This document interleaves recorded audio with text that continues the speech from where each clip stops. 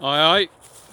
Well, I'm on one of my little spontaneous talks to camera, really, because it's a bit of a news day for farming. You might have seen a lot in the press about the new agricultural policies that are coming in to replace the EU subsidies.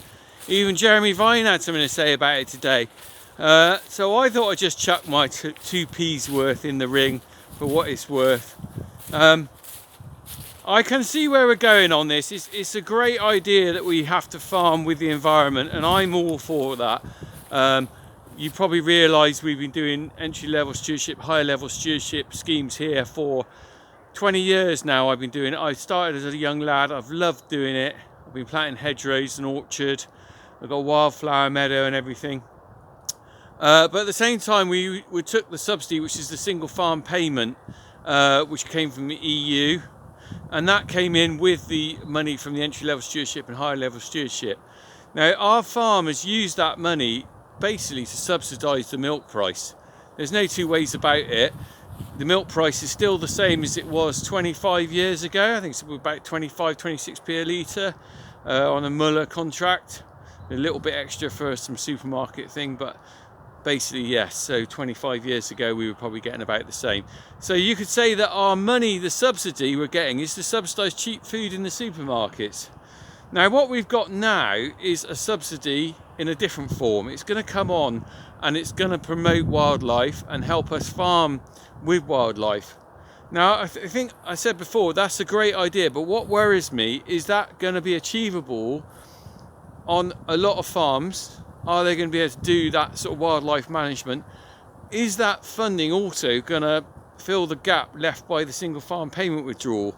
And for our point of view on this farm, that is I've got two worries. One of them is, can I make up that gap with the new regs and stuff that are going to come in? I don't know. If we can, it's going to make it very tight on this farm. It's going to make it very tight on many farms. Our accountant told me there's quite a few beef farmers he knows that the single farm payment is basically what's keeping them going. And we're going to see that across the UK. Is that going to be a good thing if we lose those farms just because we've got a few more trees in the fields? I don't know.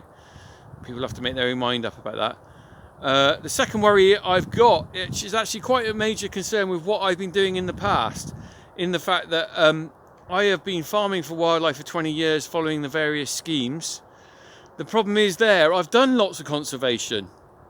So what happens if the new regs and the new subsidies come in saying the only way you can get some more money is to plant an orchard, plant some trees, restore some ponds, plant a wildflower meadow.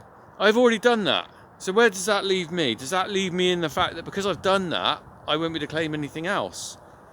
Blimey, that's a bit worrying. Whereas the guy who's done bugger all for 20 years, I'm not pointing any fingers behind me, but the man with hardly any trees on his farm, hardly massive holes in his hedgerows, no ponds, basically decimated for wildlife, he's going to be the winner because he's done nothing. So when he applies for these grants, whatever, he can go, look, I haven't got anything on my farm, I've done nothing, I can plant some trees, I can dig a pond because I haven't got any. So is that guy going to be the one that's better off? I don't know. It's an issue that possibly hasn't been thought through, in the fact that the guys who've already done stuff might not have room to wriggle to do other stuff, if you know what I mean. Once you planted one orchard, I can't plant another one there, can I? The third thing, which I just is spontaneous off the top of my head. So where do we go then? Okay, with the importing of food. Now, because it's going to be expensive to try and farm for wildlife. It's going to add the pressure onto the farm, a lot more work for myself and other farmers. That chicken that's coming from Thailand, those guys, it's already not a level playing field. They don't have to have the same wage costs as we do. Because if you go down, I'm just picking chicken as an example. You can go down to Tesco's or other supermarkets and pick up chicken. It says made in Thailand. They don't have the regs we do. They don't have the labour costs.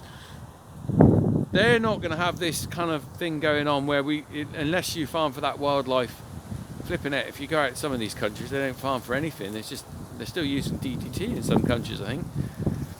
So it's not going to be a level playing field with the imports of food. Are we going to be able to match them for price with our extra costs and things like that? There was something else I was going to say about it as well, but I've kind of forgotten it, actually, to be honest.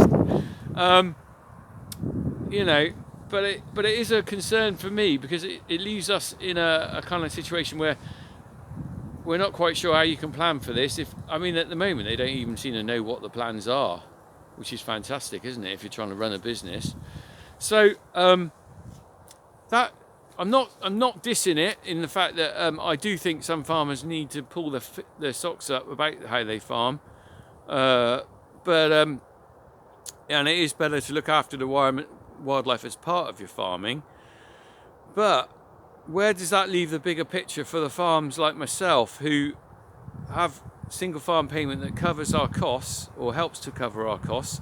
But do you know what? We might not be able to achieve this. And also, I think that was the other point I was going to make, is the fact that you can only squeeze so much out of any person and business, in the fact that and I use myself as an example. I'm running milking cows, which is quite labour intensive. I've got a young family which I want to spend time with. I'm trying to do up our house at the moment. If I get labelled with, I've got to start planting trees and doing everything, how much time does anyone expect me to have? How much am I able to do? Because you can't, if you pick up the phone and start paying people to do it, that defeats the object of trying to do it, doesn't it? Probably cost you more than the subsidy. So there's a few things to think there.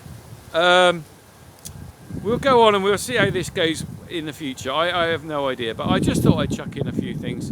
I'm out in the field, still grafted. I've got the cattle out a bit longer. What I'm doing out here is I'm putting a fence up. The new grass seeds are behind me in that field there. I'm putting an electric fence, because can you see that? Putting this electric fence here, because I'm a bit worried the hedge is a bit thin there now the leaves have gone, and I'm going to let the heifers in on this field to have some of the grass. But what I don't want them is getting through that hedge on that new lay that I put in. You've watched me do that, haven't you?